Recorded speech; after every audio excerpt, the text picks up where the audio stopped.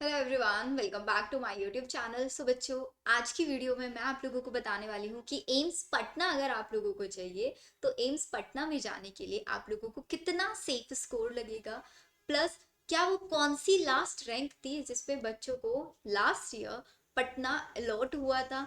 आप लोगों को अभी के एंट्रेंस एग्जाम में कितना सेफ स्कोर कंसीडर करके चलना है कि आप लोगों को एम्स पटना मिल ही मिल जाए विदाउट एनी डाउट। सो बच्चों, आज की वीडियो आप लोगों के लिए बहुत ज़्यादा बेनिफिशियल होने वाली है बिकॉज हम लोग सभी राउंड्स के बारे में यहाँ पे डिस्कस करेंगे। राउंड 1 हो, राउंड 2 हो, ओपन राउंड हो। सो अगर आज आप मेरे चैनल पे नए हैं तो चैनल को सब्सक्राइब ज़रूर कर लेना है बिकॉज आप लोगों को ये वीडियो देखने के बाद ही समझ में आ जाएगा कि आप लोगों के लिए वीडियो कितनी बेनिफिशियल है। So let's start the video.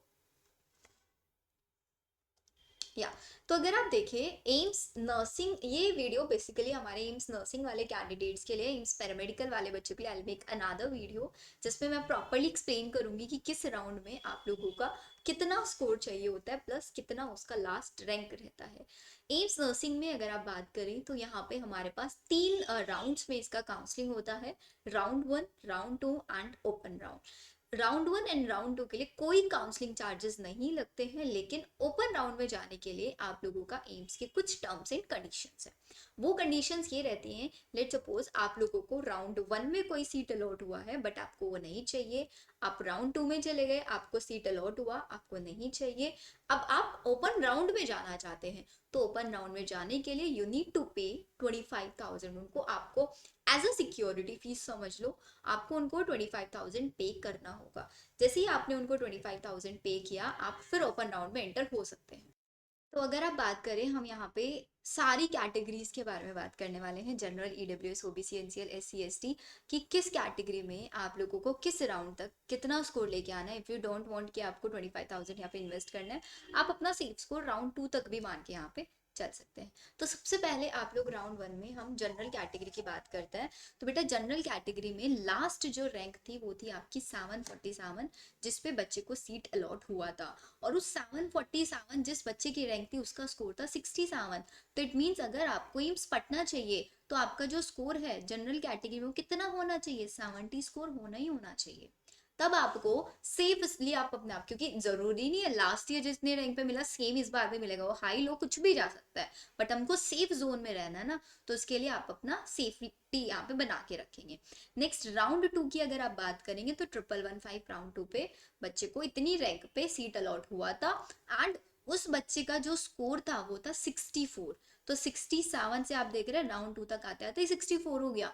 And अगर ओपन राउंड में बात करें तो ये 62 रह गया है। तो इट मीन्स अगर आपका स्कोर 65 से 70 के बीच में है तो आपको एम्स पटना मिल जाएगा। एक जनरल कैटेगरी वाले बच्चे के बारे में मैं बात कर रही हूँ। ईडब्ल्यूएस की अगर आप बात करेंगे उसमें राउंड 1 में 2782 रैंक पे बच्चे को सीट अलॉट हुआ था एंड उस स्टूडेंट का जो रैंक था, सॉरी स्कोर था, वो था 53।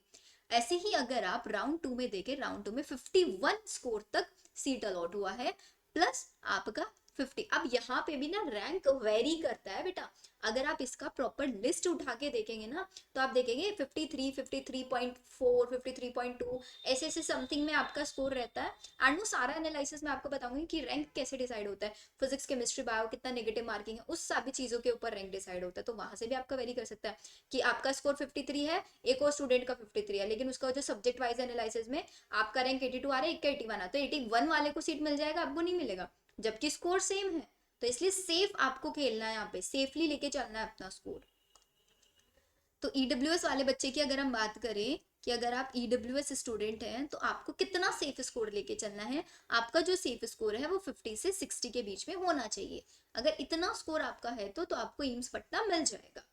ओबीसी एनसीएल की अगर हम बात करें, ओबीसी एनसीएल में आप लोगों का 1348 पे लास्ट सीट अलॉट हुआ था राउंड 1 में एंड उसका जो स्कोर था वो था 62। ऐसे ही अगर आप ओपन राउंड तक देखेंगे तो ओपन राउंड तक 59 है। तो सेफ स्कोर कितना आप मान के चल सकते हैं इस बच्चे का, मतलब अगर आपको इस ईयर आप टारगेट कर रहे हैं तो मैं आपको सजेस्ट करूंगी कि आपका जो स्कोर है 60 से 65 के बीच में आप लेके आओ, तो आपको सीट मिल जाएगा। ऐसे ही आपका एससी कैटेगरी में अगर आप बात करें तो राउंड 1 में 3872 पे आपका सीट अलॉट हुआ था एंड उस स्टूडेंट का स्कोर था 51। एज इट इज राउंड 2 में अगर आप बात करें 4787, उसका स्कोर था 48, ओपन राउंड में 47। तो इट मीन्स हमारा जो एससी कैटेगरी वाला है, उस एससी कैटेगरी में अगर आप हैं तो आपका स्कोर जो है वो 45 से 55 के बीच में आप, या 40 से 55 मान सकते हैं, 50 से 55 भी आप ले सकते हैं। बट सेफ आपको चलना है कि अगर लास्ट ईयर 51 पे मिला था तो इस बार 55 पे तो गारंटेड मिल जाएगा, इतना आपको श्योरिटी होना चाहिए। ऐसे ही आप एसटी कैटेगरी के लिए देखें तो एसटी कैटेगरी के लिए राउंड 1 में 41 पे सीट अलॉट हुआ था। ऐसे ही हमारे पास यहाँ पे ओपन राउंड तक आते आते 40, तो आपका जो स्कोर है वो 40 से अगर आप 45 तक लेके चलेंगे तो आपको एम्स पटना मिल जाएगा, विदाउट एनी डाउट आपको मिलेगा। कोई भी यहाँ पे आपके लिए सेकंड थॉट नहीं आना चाहिए आप लोगों की नहीं मिलेगा। एंड अगर आपको लगता है कि मुझे ओपन राउंड में 25,000 के लिए रिस्क नहीं लेना है तो आप अपना स्कोर राउंड 1 राउंड 2 के अकॉर्डिंग भी लेके चल सकते हैं। प्रॉपर मैंने एनालिसिस आप लोगों को दे दिया, सारे एनालिसिस आप लोगों को मेरे यूट्यूब चैनल के डिस्क्रिप्शन में मेरा टेलीग्राम चैनल है, वहां से आप टेलीग्राम ज्वाइन करें, वहां पे आपको प्रॉपर एनालिसिस मिल जाएगा। प्लस एम्स नर्सिंग हो, एम्स पैरामेडिकल, इसके लिए मेरी पेड काउंसलिंग भी आप ज्वाइन कर सकते हैं। बट एक बार एग्जाम दो, स्कोर लेके आओ अच्छा सा, तब आप मेरी पेड काउंसलिंग ले सकते हैं, जिसमें आप लोगों को प्रॉपर कैसे प्रेफरेंस लिस्ट बनाना है, कैसे आप लोगों को कौन सा एम्स रखना है, वो सारी डिटेल्स आप लोगों को मैं प्रोवाइड कराती हूँ बच्चों को। तो मिलते हैं हम हमारे नेक्स्ट वीडियो में। Bye bye.